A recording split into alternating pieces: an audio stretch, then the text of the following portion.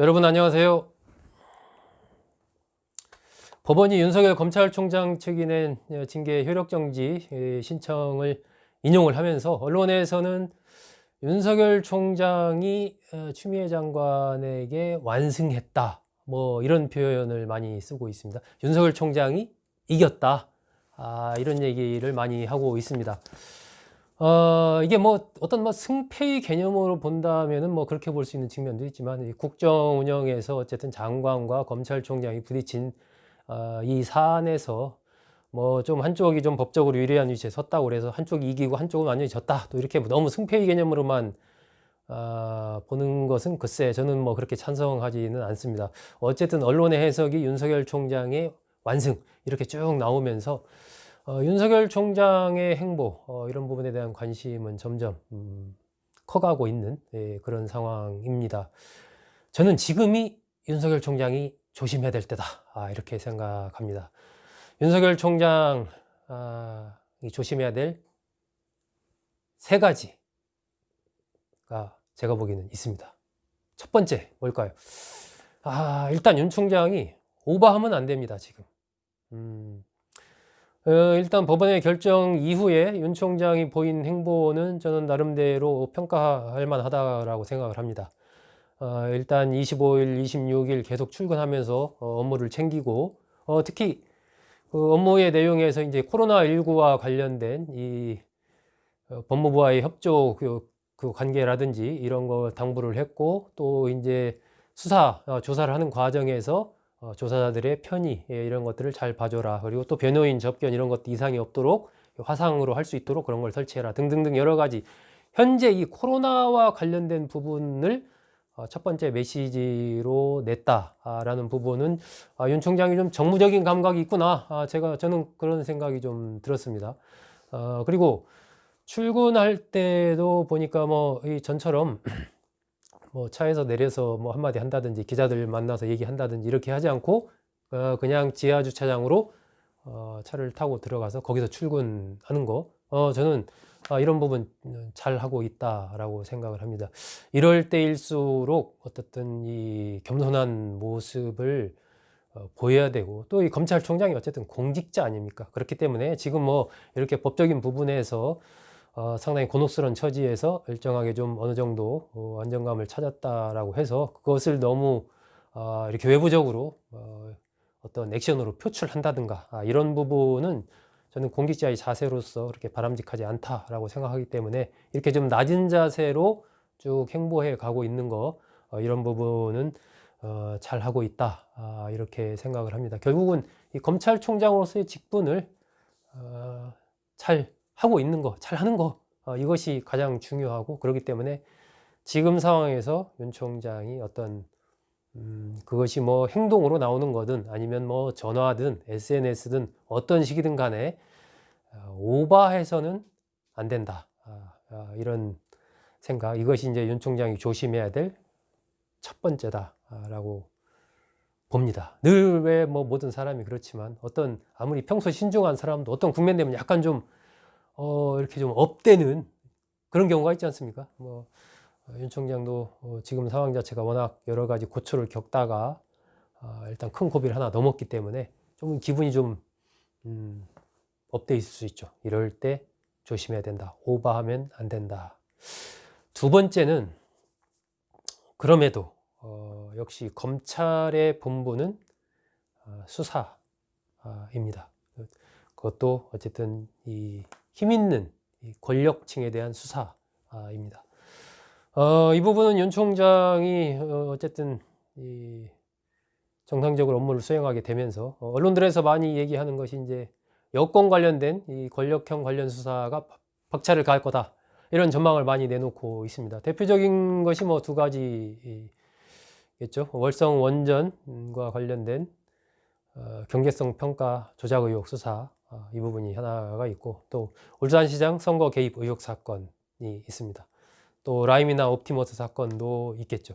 이 라임이나 옵티머스 사건 같은 경우는 앞에 두 사건과 조금 다릅니다. 그러니까 라임이나 옵티머스 사건 같은 경우는 이제 이래저래 이제 여러 여권 정치인들도 이름이 거론되고 있지만, 그 이제 개인적인 차원에서 이렇게 많이 거론이 되는 것이고, 월성 원전 관련 사건이나 울산시장 선거 개입 의혹 사건 같은 경우는 어쨌든 이게 이제 이 청와대 그리고 부처와 관련된 상당히 이제 정책적이고 조직적인 이런 부분과 관련된 수사이기 때문에 이 굉장히 이 문재인 정부로서는 이 더 민감성의 정도로 봤을 때 이 월성 원전 사건이나 울산시장 개입 의혹 사건 이런 것들이 이 라임이나 옵티머스 사건에 비해서 좀 더 민감하다고 이제 봐야 되겠죠.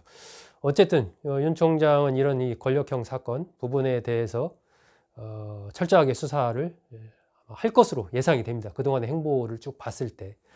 근데 뭐 이 여권 관련된 수사뿐만이 아니고 지금 야당 의원 관련된 수사도 여러 건 고발된 부분들이 있으니까 이런 부분도 마찬가지로 엄정하게 수사를 해야 된다라고 생각을 합니다. 또 뭐 이 정치권 관련된 부분뿐만이 아니고 곧 이제 공수처 출범이 기정사실화되고 있고 하기 때문에 윤 총장으로서는 이 내부의 이 검사 관련된 여러 가지 이 비위 의혹이라든지 이런 부분에 대해서도 저는 좀 과감하게 칼을 댈 필요가 있다라고 생각합니다. 그런 문제되는 부분이 있으면 과감하게 그것이 감찰이든 수사든 간에 하면서 내부든 여든 야든 가리지 않고 어쨌든 문제되는 부분을 엄정하게 수사한다라는 그러한 태도를 가질 필요가 있다라고 저는 봅니다. 그것이 이제 어떻게 보면 검찰의 존재 이유입니다. 기본적인 검찰의 존재 이유라는 것이 그러한 사회의 잘못된 부분들을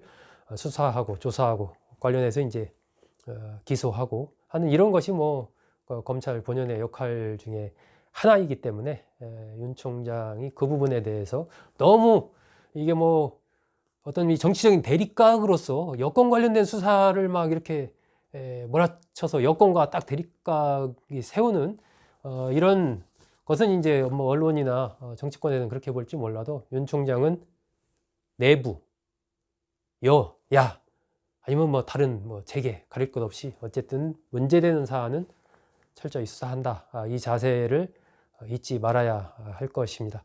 물론 뭐 임기가 많지 않기 때문에 얼마나 앞으로 이런 부분과 관련해 국민의 평가를 받을 수 있을지는 모르겠는데 그러한 엄정한 자세를 유지해야 되는 것이 윤 총장이 지금 명심해야 될 두 번째입니다.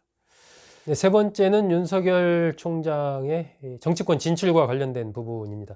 지난 국정감사에서 윤 총장이 나와가지고 퇴임 이후 관련해서 여러 가지 사회 봉사할 뭐 그럴 길은 찾겠다 뭐 이런 식으로 얘기를 하면서부터 윤 총장의 정치권 진출 부분과 관련해서 많은 전망과 평가가 나오고 있는 그런 상황이고 또 각종 여론조사 기관에서 대선 주자 지지율과 관련해서도 뭐 실제로 윤 총장 지지율이 상당히 지금 높게 이렇게 좀 나오고 있는 것이 현실입니다. 하지만 저는 윤석열 총장이 임기를 성실하게 마치는 것도 중요하고 정치에 진출하지 않기를 바랍니다. 또 안 와야 된다라고 정치에 진출하지 말아야 된다고 생각을 합니다. 오히려 윤 총장이 기록될 역사의 페이지는 영원한 검사 윤석열 저는 이것이다 라고 생각을 합니다. 정치는 이제 정치인들의 영역에 남겨놓고 윤석열 총장은 엄정하게 정치권이든 그것이 뭐 재벌이든 내부든 가리지 않고 그야말로 수사를 했던 영원한 검사 윤석열 이러한 이미지로 역사에 기록되는 것이 본인을 위해서나 나라 발전을 위해서나 더 좋다 이렇게 생각을 하기 때문에 이 정치권 진출과 관련돼서 오해를 받을 만한 언행을 하지 않아야 된다라고 생각을 합니다. 이것이 윤석열 총장이 명심해야 될 세 번째라고 저는 생각을 합니다. 아까 말씀드린 첫 번째는 오버하지 말아야 된다. 그죠? 두 번째는 수사는 철저히 해야 된다. 세 번째는 정치권 진출과 관련한 언급은 이나 언행은 하지 말아야 된다. 이 세 가지가 윤석열 총장이 7월 24일 임기를 마치기 전까지 꼭 명심해야 될 세 가지라고 저는 생각합니다. 여러분 감사합니다.